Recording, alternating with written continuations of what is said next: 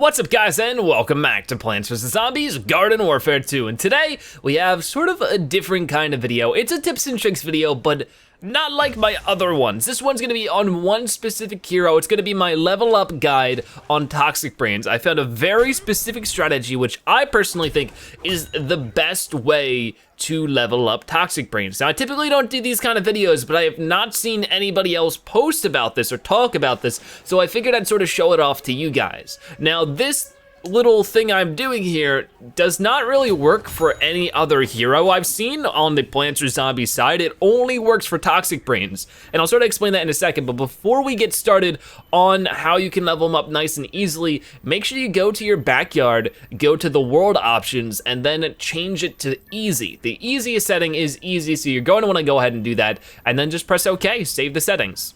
But what you're gonna do now is, as soon as you turn on the game and you have a fresh backyard, turn to Super Brainz, go over to the plants side, and then just wait at the front gate until it opens, and then head on in. What is this gonna do is it's gonna spawn in a bunch of plants at first, but then once it realizes that you're in the plants backyard and you're not leaving, it'll start spawning in a bunch of bosses. And this is where the Toxic Brainz is really good. You see, the Toxic Brainz gets his Toxic Overload legendary power by punching. It's not about a certain amount of vanquishes or anything like that. He just has to keep punching and the meter will fill up and up and up.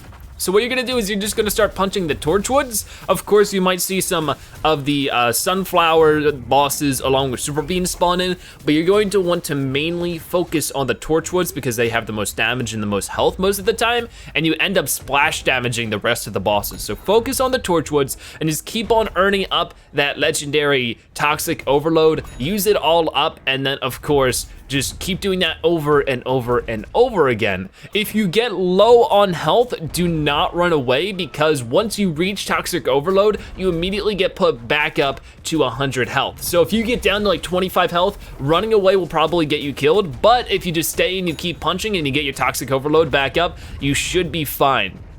Now when it comes to your abilities, do not use your kick unless you're cornered, just because it sort of throws things off. You're going to want to stay in that center area where all the bosses are spawning in, because it will actually just keep more bosses spawning in. But if you go run off and then come back, all the bosses will scatter and they won't be there, and it'll be harder to take them out. You want all the bosses in like one small area, that way you can sort of splash damage them away, and it makes it much easier to reach them to get your Toxic Overload back up.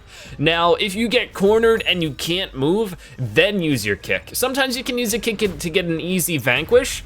Then you also want to change or save your multi-ball or your super ball. Of course, if you don't have the super multi-ball, you can use the normal, power ball that Super Brainz has, but I do suggest a super multi-ball because it seems more effective, it gives more splash damage. Do not use it unless you are in Toxic Overload mode, because it does way more damage. I'm talking you can take out almost more than half of a Torchwood's or a Giga Torchwood's health with just one super multi-ball if you land every single one of them in Toxic Overload. It's like a free boss kill. So with this being said, like I said, stay in the center, build up your Toxic Overload, do not run away, and use your super multi-ball right as you're using Toxic Overload, and let's do that over and over and over again, and you'll probably get level 10. I usually get it anywhere between 20 to 25 minutes, which is just about the length of a turf takeover game. Now typically in turf takeover, you don't go from level 1 to level 10 in one game unless you're playing exceptionally well, which most people can't really do, So this is an easy way to get level 10's Toxic Brainz, and I've been using it as just an easy go-to method. When I have an extra 20 minutes where I'm doing something on the side, I just go ahead and I punch up a few bosses. So why does this work so well? Why is this such good experience? Well, vanquishing a boss in the backyard will give you 200 experience, which is, of course, if you have the 2 times multiplier, which is the same amount of experience for getting a vanquish online.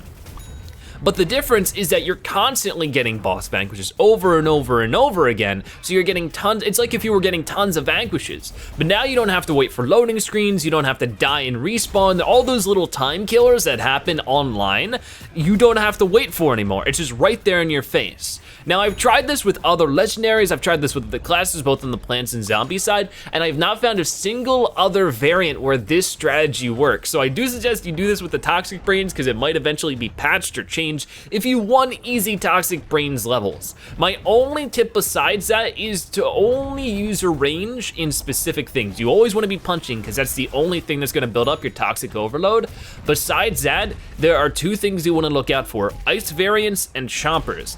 The gameplay you're seeing right now is probably the slowest I got Toxic Brainz from level 1 to 10. I got them much faster from 1 to 10 in all my other attempts at doing this, and why that is because the game was a total jerk to me and spawned in a bunch of ice roses, a bunch of ice peas, and chompers. And what they would do is they kept freezing me or they kept gooping me. So if you see those guys, immediately take them out, ignore everybody else. If they're not a boss, just keep punching the bosses. If you keep staying in the center like that, eventually some zombie bosses will make their way in, and that'll just make your job easier. That'll give some of the bosses like some leeway. They'll start fighting the boss so they're not all hitting you, and you just are able to destroy the bosses even faster when you get a Gargantuar in there, or you know, the disco zombie in there. It just makes it easier. Besides that, I think that's about it. That's the whole tips and tricks to it. Also with the, I always forget her name, but the sunflower boss. If you wait for her to spawn in, she'll eventually spawn in some mystic flowers, which you can actually take out just simply by touching the main boss because of the splash damage. You can get a little bit of extra experience. I think she spawns in 4 of them, and I think it's 25 experience for vanquishing them in the backyard, so that's 100 free experience. So that's half a vanquish, you know? So that's definitely something why you wanna focus on the Torchwoods first, to give those super sunflowers the time to spawn in the mystic flowers. And that's about it. If you do this, you'll probably be able to master your Toxic Brainz within a day or two if you just really focus on the strategy. I by far think it's the easiest way to level them up, because you don't have to go online, you don't have to wait for a loading screen, you don't have to die a bunch of times, which is just inevitably going to happen.